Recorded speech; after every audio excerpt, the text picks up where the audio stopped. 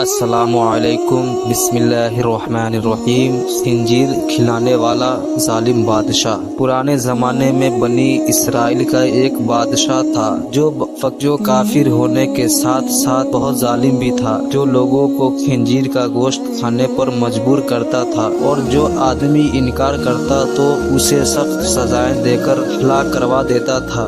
پھر اس زمانے کے سب سے بڑے عابد کو بادشاہ کے پاس لایا گیا۔ لوگ اس عابد کے مرتبے اور فضیلت سے آگاہ تھے۔ لوگ نہیں چاہتے تھے اس عابد بزرگ کو بادشاہ کی طرف سے کوئی تکلیف پہنچے۔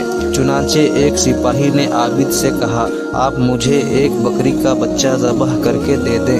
جب بادشاہ کہے گا کہ اس آدمی کے سامنے خنزیر کا گوشت رکھے تو میں وہی بکری کا گوشت آپ کے سامنے پیش کروں گا۔ بادشاہ یہ سمجھے گا کہ آپ نے اس کی خواہش کے مطابق خنزیر کا گوشت کھا لیا، اور اس طرح آپ بھی ہلاکت سے محفوظ رہیں گے۔ عابد نے بکری کا ذبح کر کے اس کا گوشت سپاہی کو دے دیا۔ جب عابد کو بادشاہ کے سامنے لایا گیا تو بادشاہ نے حکم دیا کہ خنزیر کا گوشت لایا جائے۔ منصوبے کے مطابق تو اس سپاہی نے بکری کا گوشت عابد کو پیش کیا۔ بادشاہ نے کہا، میرے سامنے خنزیر کا گوشت کھاؤ۔ عابد نے کہا، میں ہرگز نہیں کھاؤں گا۔ یہ سن کر سپاہی نے اشارے سے بتایا کہ یہ وہی بکری کا گوشت ہے جو آپ نے دیا تھا، آپ بلا جھجک کھا لے۔ لیکن عابد نے بادشاہ کے سامنے وہ گوشت کھانے سے انکار کر دیا۔ ظالم بادشاہ نے سپاہیوں کو حکم دیا کہ اسے قتل کر دیں۔ جب قتل کے لیے جانے لگے تو وہی سپاہی قریب آیا اور کہا، آپ نے گوشت کیوں نہ کھایا؟ باخدا یہ وہی گوشت تھا جو آپ نے دیا تھا۔ عابد نے کہا، ایسی کوئی بات نہیں، بلکہ میں